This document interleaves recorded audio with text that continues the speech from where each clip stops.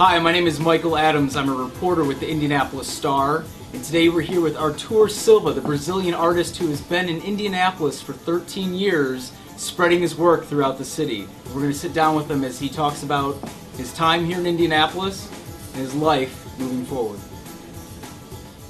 Thinking back on those 13 years, what do you see as probably your most treasured work? Because your work is seen throughout the entire city. So what do you see as what are you most proud of? Probably a work that is no longer on view, which is a piece called it's called Rocksteady Gravity Sketch, and it's a piece of public art that was removed. Why was it removed? It was removed because it's a long story, but a channel here in town made up some. I think they were having a slow news day, and they just kind of like associated the piece with a story of an 18-year-old kid dying, and it was super bizarre. Came out of nowhere for no good reason. Just horrible journalism, and the result was that he affected the quality of life of the people who lived around it. Right. And so the people who own it took the sculpture down. What are your aspirations? You're off to California in the end of August. You're going to Cal State or Cal Art for your master's program. What are your aspirations? Before you move out there, what do you hope to accomplish there? Yeah, in my time in Indianapolis, and I guess throughout my career as an artist, I have at times taken a step back and looked at the work and have promoted change with the work that sometimes is quite drastic. And I hope to do some of that, to have a real, as unbiased as it can be, look at the work and reevaluate and look at what could be done better. And if you're not growing as an artist, I think you need to retire. What do you think your role is as an artist? I mean, what's your purpose as an artist? Yeah. Again, I think it's my work deals with resistance. I think that oppression is not going anywhere in the world.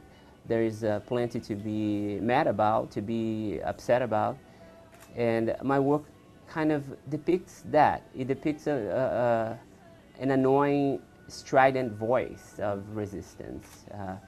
Again, I think, I think that's the gist of why I make art, is because of oppression. It is to resist, and I think art should be political. Art should be whatever people want it to be. People creating want it to be. But I think if you consider your work political. Absolutely. If it isn't, then there is no point. I think artists have a responsibility. I believe in that.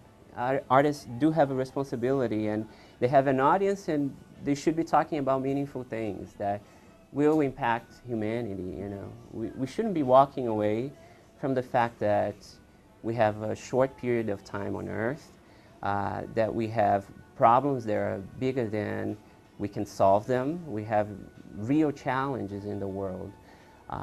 Art should be addressing those things, should be addressing our presence in a turbulent world. Speaking of the things that are going on in the world right now, you're from Brazil, and there's a lot of controversy coming up with the World Cup. Do you feel any charge as an artist to address those things? Yeah, it's interesting. Seemingly it would be a very easy no-brainer for me. People are protesting, and if people are protesting, they're taking their time to go to the streets and be attacked by the police, and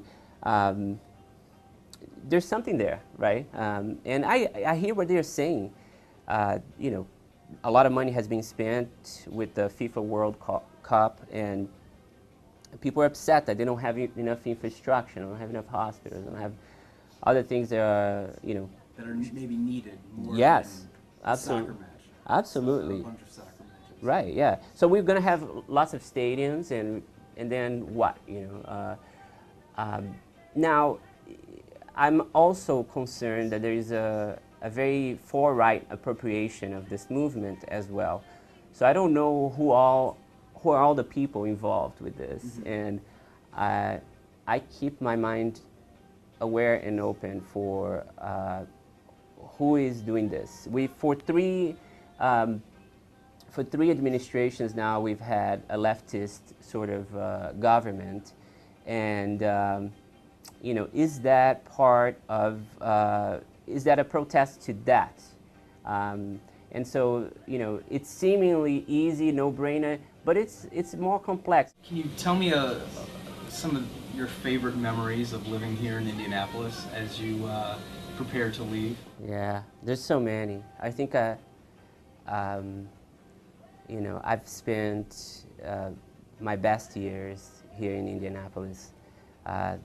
This has been such a great place for me, People they have welcomed me here, and I have too many great memories, but my friendships in this town are gonna continue on, and the times that we spent having a good time, all of the cultural campus parties that we've had, those are great memories that I will definitely bring with me everywhere I go.